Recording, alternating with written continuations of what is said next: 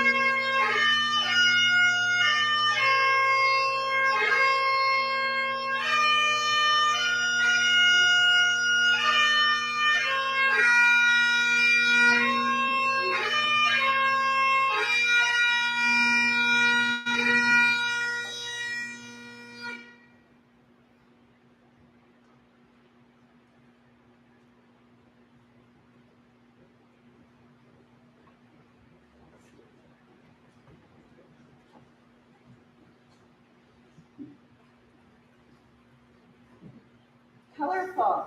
That's how you must remember me. A lovable, a passionate, a jigger-bugging firecracker of energy who embraced life tightly and absorbed it all. Colorful.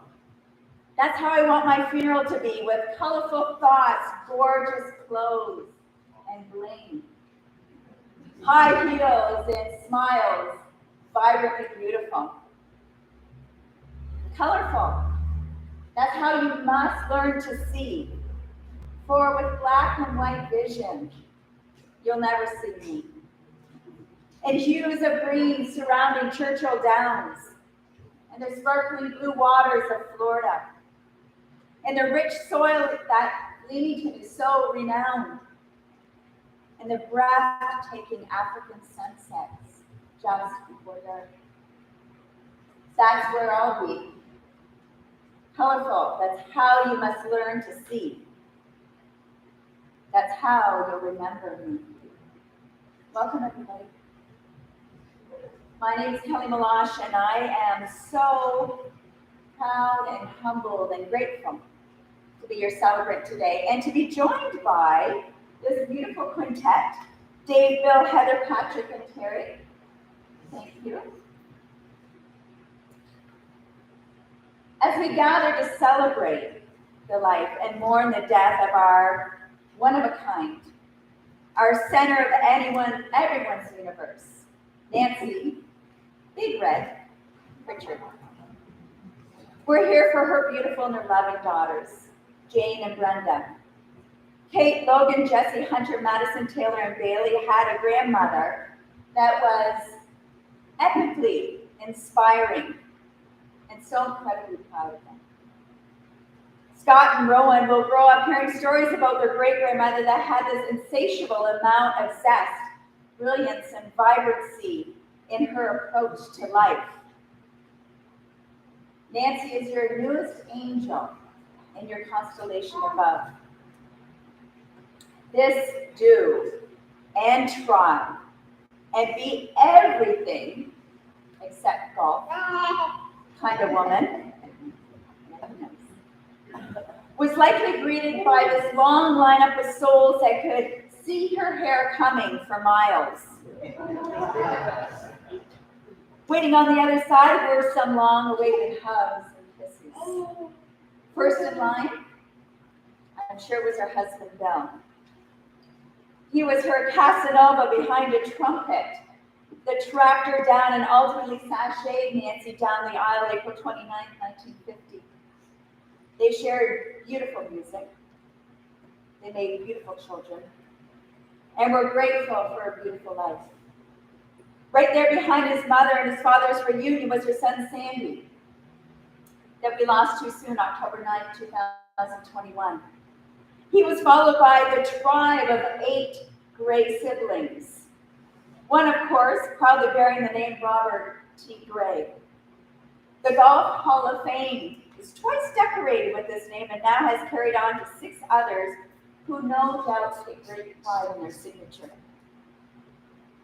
It's also an interesting thought, if you're visual, to think that perhaps one of Nancy's siblings rode Nelia to greet her. Just old times. Fred was even flanked by Peppy the dog and Pootie the cat, and there were other blue jays flitting around also worthy of the name Peg Leg Pete.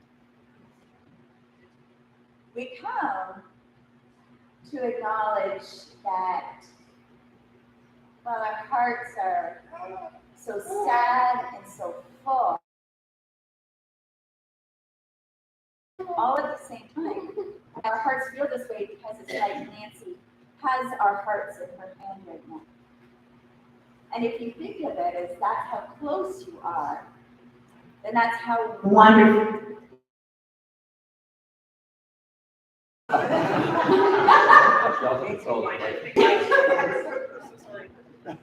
Sorry. And that's how wonderful. Just a side note, I've had some really freaky things happen to me while I've been doing services, so I thought, well, here we go again, Nancy. Sharpen up. So small things that are equally enormous. Nancy brought us lessons on how to live life, how to live an authentic and a spunky and ambitious and honest and a resourceful life.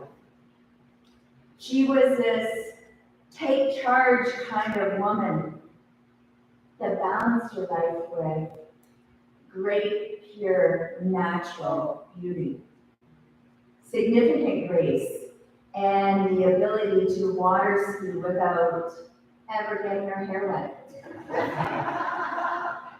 She could whip up a dinner for 40 without breaking a sweat, and she could keep her recipes top secret until she turned 85.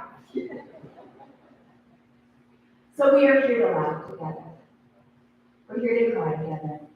We're here to remember, to begin turning stories into memories that will sustain you during your lonely times. And in the end, we will all agree that your life has been changed because Nancy lived. Dear God, I give this day to you. May my mind be centered on the things of spirit, may I not be tempted to stray from love. As I begin this day, I open to receive you. Please enter where you already abide. May my mind and my heart be pure and true. And may I not deviate from the things of goodness. May I see love and innocence in all mankind. Behind the masks we all wear and the illusions of this worldly plane, I surrender to you my doings of this day. I ask only that they serve you and the healing of the world. May I bring your love and goodness with me to give unto others wherever I go. Make me the person you would have me be. Direct my footsteps and show me what you would have me do. Make the world a safer, more beautiful place. Bless all your creatures. Heal us all and use me, dear Lord, that I might know the joy produced by you. I've had the honor of serving as a life tribute celebrant for many people over the years. Some are young, some are less than young. Some died after a long and eventful life, and some died before the full story could be told. But each person that walks this planet has this arc to their life. It's kind of like a theme to their experiences, a phrase that can help us picture them in our mind's eye. And I try very hard to discover that when I meet and chat with a family, to hear all the stories and understand the person, get to know them on this beautifully intimate level. Because when we come to celebrate them, we don't come to celebrate what they bought or sold or what their resume reads, because we don't talk about those things. We talk about those things that make us realize that Nancy does have our hearts in her hands. So the words that I heard from Jane and Brenda were kind, proud, brilliant, fun-loving, world traveler, manifester of her destiny home, creative, compassionate, strong, hilarious, shopaholic, and never too shy to turn heads of admirers, even into her 90s. Nancy was a woman that knew how to make things happen, whether that was a decadent dish, offering a feeling of safety to a fox or a squirrel's soul, recreating herself by virtue of winding down a nursing career to become a real estate guru and a trusted ally. Since she entered her adventure that we call life, February 16, 1929, she was seemingly this infinite source. Nancy was a woman who knew how to love, to raise the bar, and to pull people together with her charisma and explore each corner of what life had to offer with unrivaled pizzazz. It has been said that the sweetest words in our language are mother heaven, and home. So I'd like to invite Jane and Brenda to come up to talk about their mother, heaven, and home.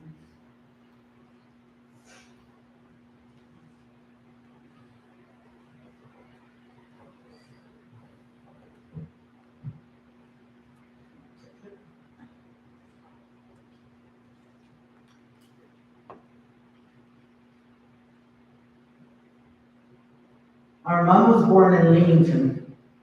She was the 9th of 9, born in 1929. And she told Brenda and I that we had to say that at the beginning of our interview.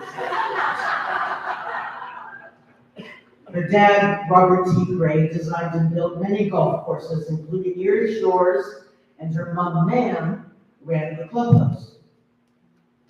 Mom often lamented the fact that she was named after the horse and had no middle name.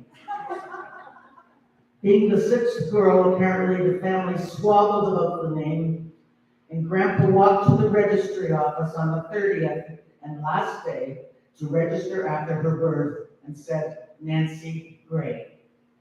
But he called her Susie her whole life. Mom loved horses. When one of her sisters had a date, they would put her on the back of Melly and send her on to the clubhouse for them to meet her at the other end. She was only a toddler. Mom's brothers, Frank and Bruce, would often ride in tandem, standing on the backs of their wild Indian ponies, Jesse and Sandy. So my brother and my nephew were also named after horses. Mom started grade 1 at 4. This is because she would follow her brothers and sisters to school until they finally let her stay. She finished grade 13 at age 16 and had to wait until 17 to get into nursing. It is fair to say she was a brilliant woman, and I personally think she would have won Jeopardy 2 weeks ago because she had all her marbles right to the end. Mom loved to dance. Right before she started nursing, she and her friends borrowed the Studebaker and went to a dance outside Chatham. She dazzled the crooner of a big band with her jitterbug, and romance continued until Dad graduated from dentistry and they married and moved to Leamington. I was born in 1951, Sandy in 1953, and Brenda in 1958, the caboose. During those formative years, we moved to the lake, where we swam and water skied, sailed, and danced to our heart's content. Mom loved all of it, but was a taskmaster when it came to school and music lessons. She decided that we could only watch TV on the weekends. Lawrence Welk and Soul and everything. As long as we practiced piano every day, timed by the kitchen timer. Instead of watching TV, we would gather around the piano and sing in harmony, accompanied by various instruments that we all played, with Mom cheering us on.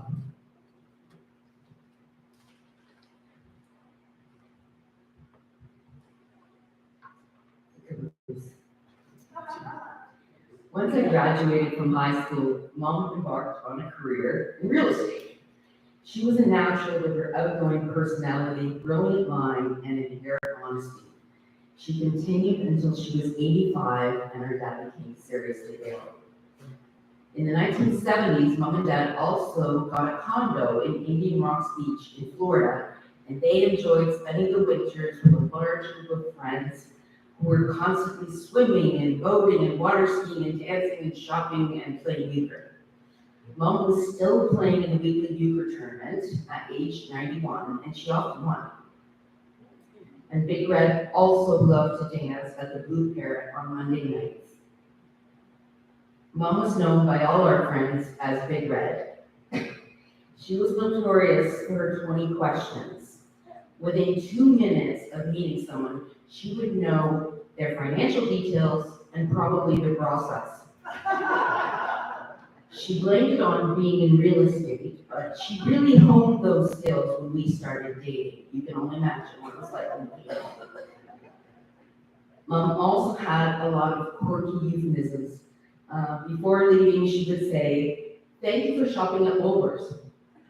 which was her way of saying the conversation was over. Took us a while to figure that out though. She cracked up her doctors and nurses by recently referring to her muscle touch and her breasticles. At Chartwell, Mom would often see her lawyer visiting his parents at the next table. And one time he came over to greet her and she said, "You aren't going to charge me for that, are you, Frank?" It's an understatement to say that Mom loves shopping. And relying on the statute of limitations, I am a lawyer, we can confess we had numerous shopping trips to Detroit, where we would stock up and come home with 3 layers of clothes. The risk of me piping up to the border when they asked if we had anything to declare was solved by a stop at Peerless Ice Cream as a bribe for staying quiet. Mom and Dad loved curling, and I was often dropped off at Aunt Kate's or Aunt Anne's while Mom curled. I was also enrolled in Mrs. Hall's Reform School from age 3 to 6 until I started school. Mom won numerous Bonspiels, and the house is filled with Royal Dalton figurines from higher Walker Bonspiels. Mom and Dad had a lot of parties with their close friends who were very clever and lots of fun. I particularly recall Mom's 40th birthday when Gary Gomer made her steel chastity belt with large nails painted red at the end sticking out, which she was forced to wear over her long dress for most of the evening. Her 50th birthday was followed up with a matching steel bra. We were very lucky to have a mom so fun, brilliant, and with it. None of us ever complained about our gene pool. Love and Mom, have fun with Dad and Sandy. So please join us. We're going to say it loud. The Lord is our shepherd, who's on the back of your thing, I hope. Psalm 23. The Lord is my shepherd, I shall not want. He maketh me to lie down in green pastures. He leadeth me beside the still waters. He restoreth my soul. He leadeth me in the paths of righteousness for his name's sake. Yea, though I walk through the valley of the shadow of death, I will fear no evil. For thou art with me. Thy rod and thy staff, they comfort me. Thou preparest a table before me in the presence of mine enemies. Thou anointest my head with oil, my cup runneth over. Surely goodness and mercy shall follow me all the days of my life, and I will dwell in the house of the Lord forever.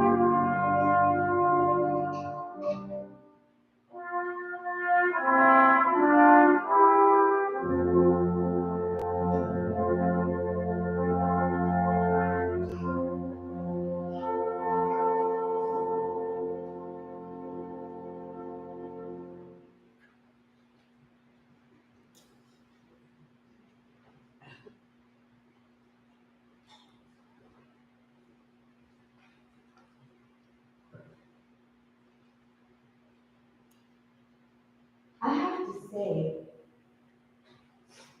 music is such a healing and transformative medicine. Thank you all for that and everything that you've done today. I know it's been a part of the Pritchard family, but you are such a large part of this celebration that this part of me wants to sit down so you can keep playing, but I'm glad to see you on a fan. When I say it's you that I like, I'm talking about that part of you that knows that life is far more than anything that you can see, feel, or touch. It's that deep part of you that allows you to stand for things which without humankind could not exist. Love that conquers hate, peace that rises triumphant over war, and justice that proves more powerful than greed. Nancy squeezed every ounce of fun and goodness, joy and adventure out of her 34,086 days that she roamed our planet. She inspired us in more ways than what she knew, and likely more ways than what we can identify right now, but we'll continue on to. But the one thing that she did more than anything, as she inspired us, is she taught us to stay inquisitive, stay curious. This woman came up with the tagline, let me Google it.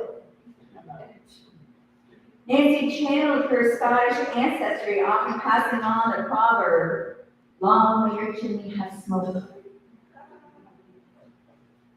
In March of 2021, Nancy, our lifelong Passionita, earned herself a new hip and called Chartwell her new home.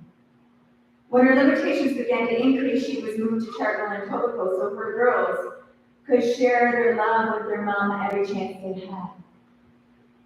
And then on June 14th, Nancy took her last gentle breaths and left the confines of her beautiful body behind so her most beautiful spirit could stay.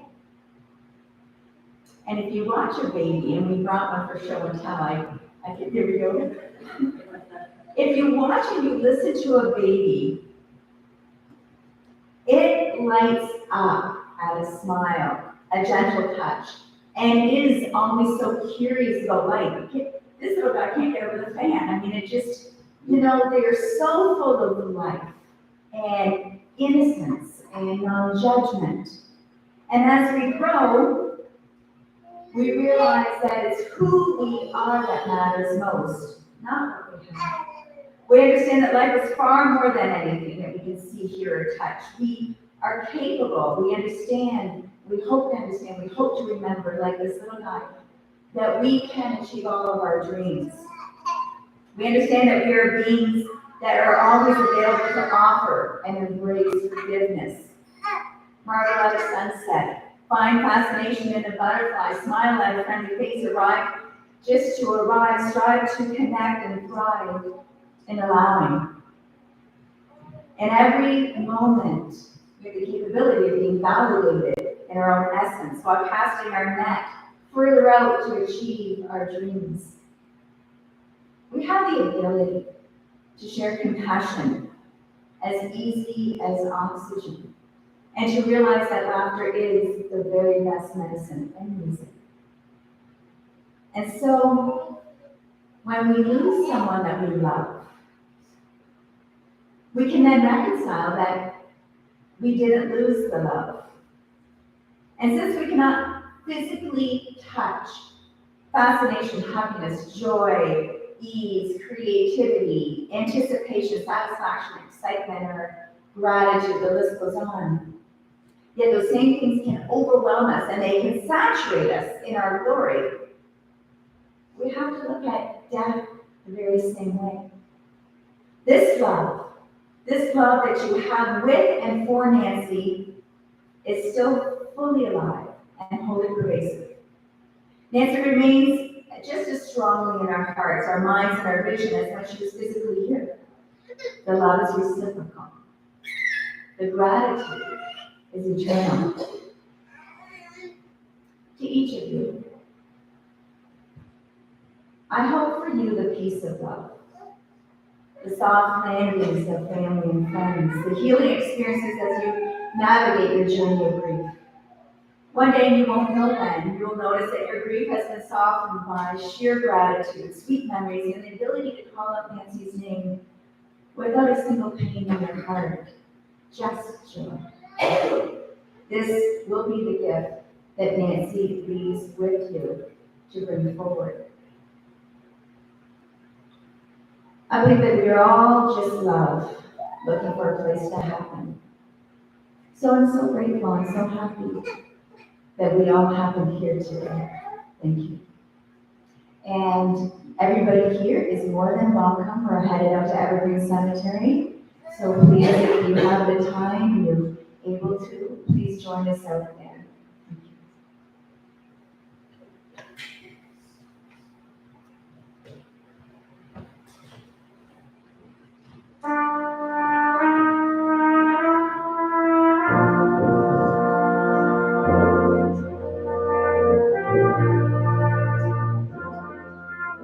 you.